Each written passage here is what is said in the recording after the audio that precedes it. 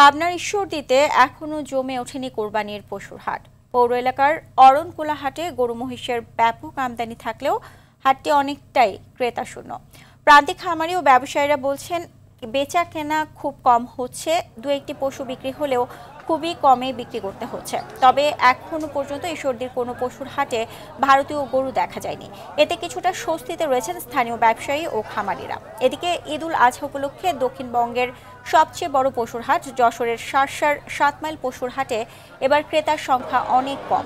জেলার বিভিন্ন অঞ্চল থেকে খামারিরা নিয়ে এসেছেন নিজ খামারে উৎপাদিত গরু, ছাগল ও মহিষ। বড় ব্যবসায়ী ছাড়াও অনেক ছোট খামারি ও চাষিরা অংশ নিচ্ছেন এই হাটে। জেলা প্রাণী সম্পদ বিভাগ থেকে জানা যায়, হাটে অসুস্থ পশু যেন প্রবেশ না করে তা নিশ্চিত করতে পশু চিকিৎসক ও সহকারী টিম সার্বক্ষণিক দায়িত্ব পালন করছেন। এখানে দেখতেছি গরু এখনো কেনা হয় না, কিনবো, তবে দাম অনেকটা কম আছে। দাম চাচ্ছি 65-66, দাম বলছে 58 পর্যন্ত। গরু প্রচুর আমদানি, কিন্তু খরিদ্দার খুব কম। 17টা গরু বিক্রি হয়ে গেছে আর 6টা গরু আছে। তা আলহামদুলিল্লাহ মোটামুটি দাম ভালো পাইছে। এই মহিষলি আসছে, আমরা মহিষের খরিদ্দারও কম, দাম বলছে না। অরণকুলা হাটে যে কটা মহিষলি আসছে, এখন বেচা কেনা নাই, দাঁড়া আছে। এখন বর্তমানে বয়সটা আপনার 1.5 লাখ টাকা দাম দিচ্ছে। লাভ আমার দরকার নয়, ধরেন 1-2 হাজার টাকা লাভ হলে বেশি ফেলবো। দর্শক, কোরবানির পশুর হাটের আরো খবর জানাতে রংপুরের লালবাগ হাট থেকে সরাসরি যুক্ত হচ্ছেন সহকর্মী জাহাঙ্গীর আলম বাদল। কোরবানি উপলক্ষে পশুর হাট জমে উঠেছে কিনা এবং দাম নিয়ে ক্রেতা বিক্রেতারা কি বলছে আমাদেরকে জানাবেন।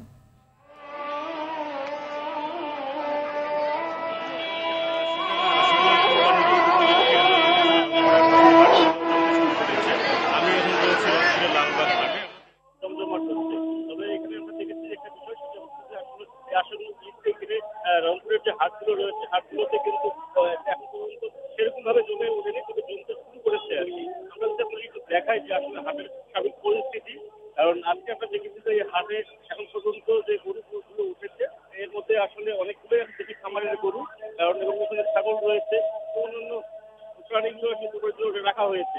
আমরা ইতিমধ্যে ক্রেতা বিক্রেতা উভয়ের সাথে কথা বলেছি এবং তারা কিন্তু বলেছে যে আসলে গতবার মোটামুটি যে মাথায় ধরনের গরুগুলো ছিল সেগুলো 70,000 টাকা হলে কেনা যেত, তবে এবার একটু দাম অনেক চড়া, কারণ এবার সেই গরুগুলো কিনতে হচ্ছে 80-85 হাজার টাকায়।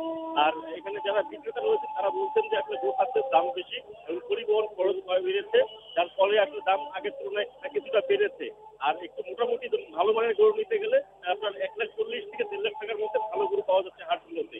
তবে আমরা দেখেছি যে এই হাটগুলো রংপুর শহরের প্রাণ কেন্দ্র হওয়ায় কারণ দেশের উত্তর থেকে পাইকারি ক্রেতারা কিন্তু আসছেন এবং তারা কিন্তু এখান থেকে গরু ছাগল তারা কিন্তু করে দেশের বিভিন্ন জায়গায় নিয়ে যাচ্ছে।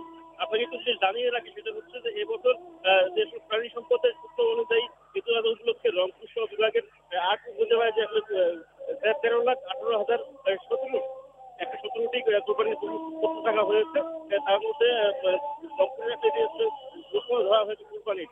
তবে আমরা দেখেছি বাদল, আপনাকে ধন্যবাদ।